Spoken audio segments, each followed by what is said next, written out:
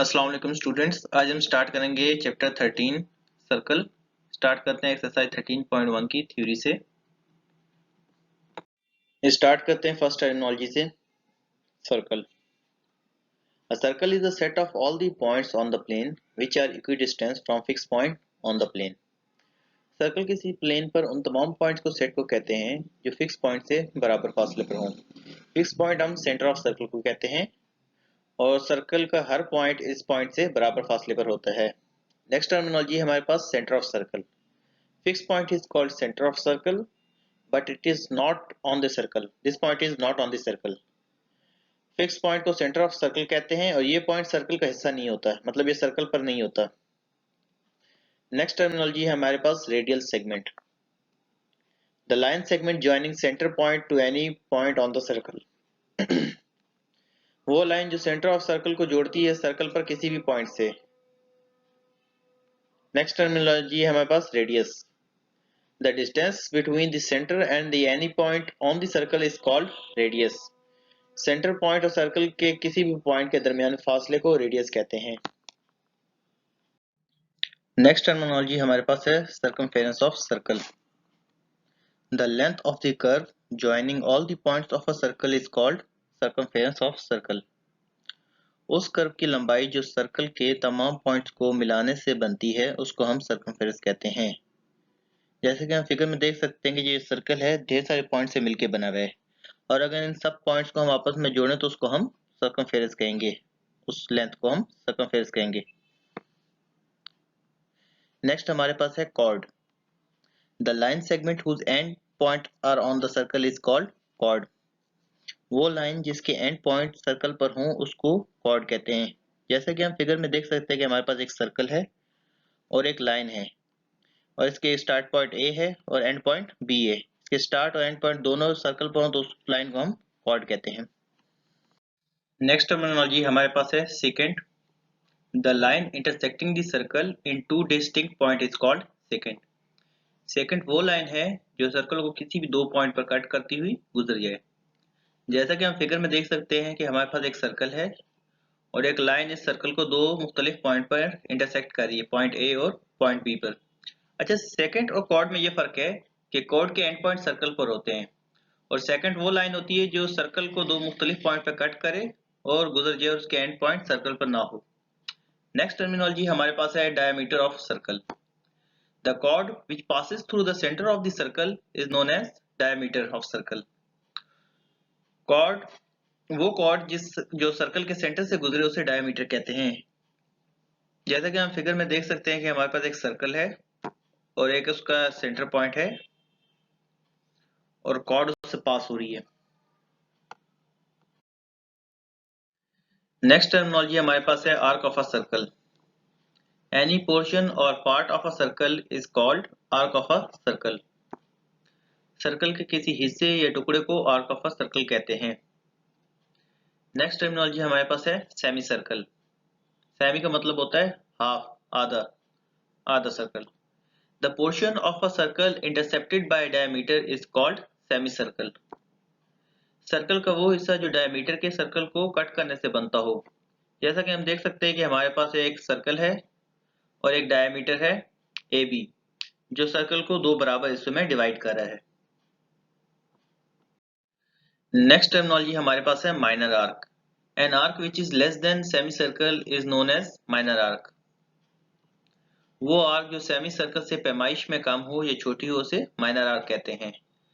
जैसे कि हम देख सकते हैं फिगर में कि हमारे पास एक आर्क है ए बी जो पैमाइश में सेमी सर्कल से कम है, इसलिए इसको माइनर आर्क कहेंगे। जैसे कि हम फिगर में देख सकते हैं हमारा कंप्लीट सर्कल है और इसमें सेमी सर्कल से ये पैमाइश में कम है। नेक्स्ट हमारे पास है major arc. An arc which is greater than semi circle is known as major arc. वो आर्क जो सेमी सर्कल से पैमाइश में ज्यादा हो या बड़ी हो उसे मेजर आर्क कहते हैं। जैसे कि हम फिगर में देख सकते हैं कि हमारे पास एक आर्क है रेड रंग में सी डी और ये सेमी सर्कल से बड़ी है पैमाइश में, तो इसको हम मेजर आर्क कहेंगे। नेक्स्ट टर्मिनोलॉजी हमारे पास है central angle of an arc. The angle subtended by the arc at the centre of the circle is called central angle of an arc. वो एंगल जो कर्व के एंड पॉइंट्स को circle के centre से मिलाने से बनता है उसको हम सेंट्रल एंगल कहते हैं। जैसा कि हम फिगर में देख सकते हैं कि हमारे पास एक सर्कल है और उस पे एक आर्क ए बी है जो रेड रंग में। अगर हम इसके एंड पॉइंट ए को सेंटर तक एक्सटेंड करें और इसके सेकंड एंड पॉइंट को अगर हम सेंटर तक एक्सटेंड करें तो हमारे पास एक एंगल बनता है थीटा। इसको हम सेंट्रल एंगल कहते हैं। नेक्स्ट टर्मिनोलॉजी हमारे पास है congruent circle. Two circles are said to be congruent if the measurement of their radius is equal and every circle is congruent to itself. इस प्रॉपर्टी को हम आइडेंटिटी कॉन्ग्रुएंस कहते हैं। दो सर्कल तभी कॉन्ग्रुएंट कहलाएंगे अगर उनके रेडियस की पैमाइश बराबर हो और हर सर्कल अपने आप के बराबर होता है। इस प्रॉपर्टी को हम आइडेंटिटी कॉन्ग्रुएंस कहते हैं। नेक्स्ट टर्मिनोलॉजी हमारे पास है congruent arcs. Two arcs are congruent. दो आर्क्स तभी कॉन्ग्रुएंट कहलाएंगी। इसकी दो कंडीशन है। अगर ये दोनों कंडीशन फुलफिल होती हैं तभी ये दो आर्क्स कॉन्ग्रुएंट कहलाएंगी। पहली condition which lies on the same circle और कॉन्ग्रुएंट सर्कल। अगर वो कॉन्ग्रुएंट सर्कल या एक ही सर्कल का हिस्सा हो, या तो वो कॉन्ग्रुएंट सर्कल का हिस्सा हो या एक ही सर्कल का हिस्सा हो। Second condition their central angles are congruent. अगर उनके सेंट्रल एंगल की पैमाइश बराबर हो। नेक्स्ट टर्मिनोलॉजी हमारे पास है inscribed angle of arc. Angle is called inscribed angle of arc. Inscribed angle उस एंगल को कहते हैं जो इन दो कंडीशन को पूरी करे।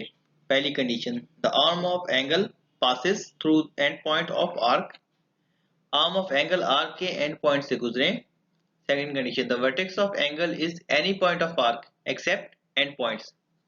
एंगल की वर्टेक्स आर्क का कोई भी पॉइंट हो सिवाय आर्क के एंड पॉइंट्स के। जैसे कि हम देख सकते हैं कि हमारे पास एक सर्कल है, उस पे एक आर्क ए बी है। पहली कंडीशन ये है कि जो वर्टेक्स है वो आर्क का हिस्सा हो। तो हमारे पास एक वर्टेक्स पॉइंट सी है जो इस आर्क का हिस्सा है, आर्क पे है। अगर हम इस पॉइंट से आर्म ऑफ एंगल एक्सटेंड करें तो वो वर्टेक्स के एंड पॉइंट से पास हो। तो पहले आर्म पॉइंट ए से पास हो रहा है और सेकंड आर्म पॉइंट बी से पास हो। तो ये दो कंडीशन फुलफिल हो रहे तो इस एंगल को हम इंस्क्राइब्ड एंगल ऑफ आर्क कहेंगे। नेक्स्ट टर्मिनोलॉजी हमारे पास है tangent. Tangent is a line which intersects the circle at only one point.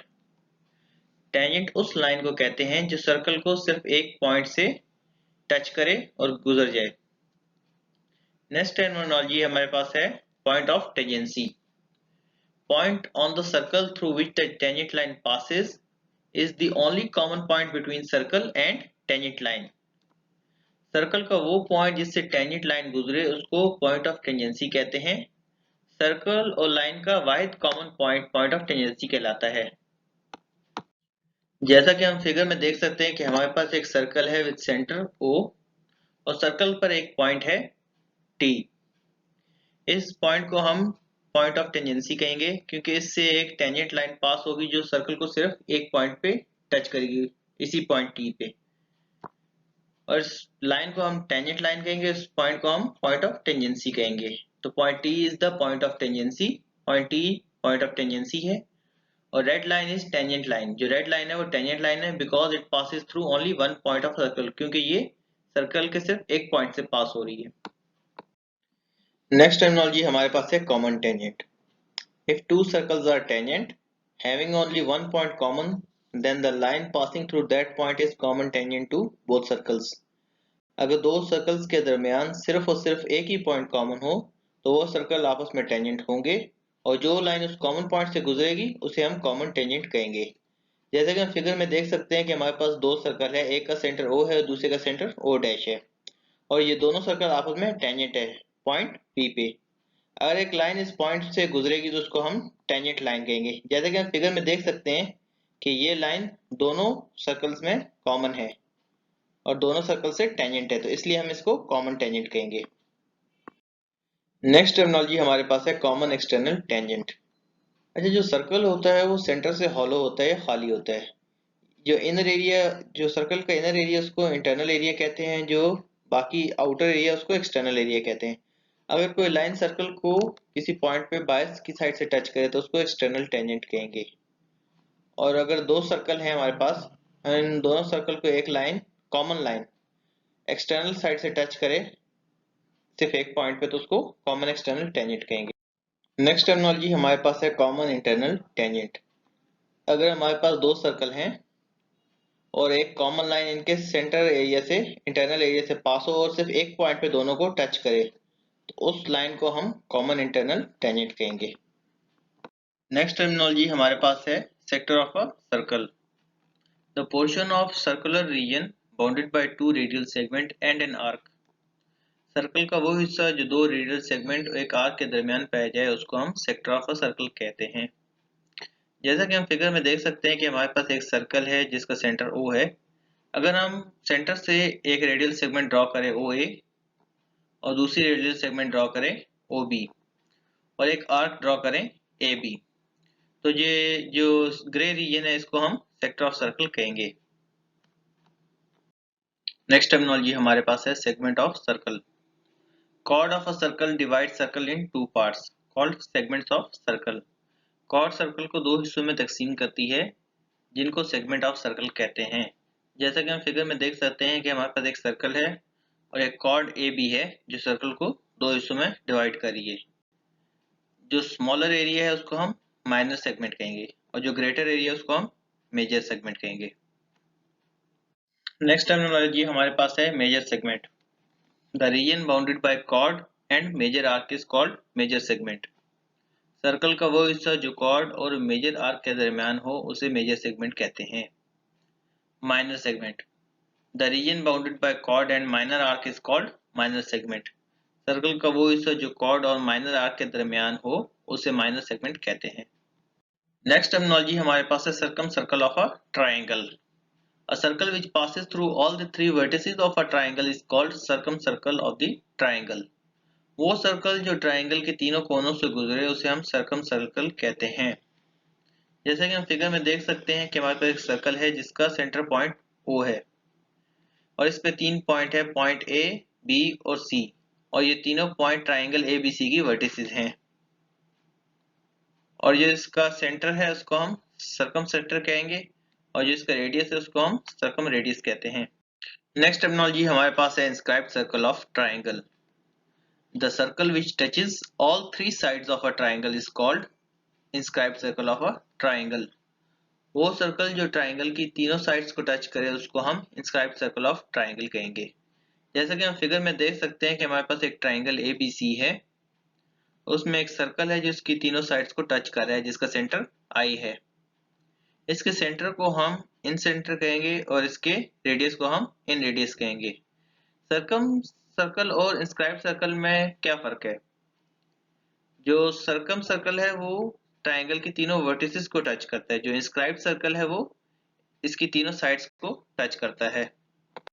Next terminology हमारे पास है ascribed circle of a triangle. A circle outside of a triangle that is tangent to one of its sides and also to the other two sides that have been extended.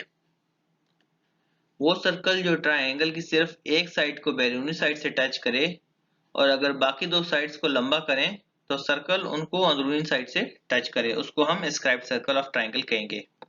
जैसा कि हम figure में देख सकते हैं कि हमारे पास एक ट्राइंगल ABC है, इसकी साइड BC को एक सर्कल एक्सटर्नली टच करता है जिसका सेंटर E है। अगर हम इसकी रिमेनिंग दो साइड्स को एक्सटेंड करें, साइड AB को एक्सटेंड करें और साइड AC को एक्सटेंड करें तो ये सर्कल उनको इंटरनली टच करेगा। साइड BC को एक्सटर्नली टच कर रहा है और बाकी दो साइड को जिनको हमने एक्सटेंड किया उसको इंटरनली टच कर रहा है। तो जो इसका रेडियस है उसको हम E रेडियस कहेंगे, जो इसका सेंटर है उसको हम E सेंटर कहते हैं। If you like my tutorial then like the video and subscribe my channel and click the bell icon for the latest update.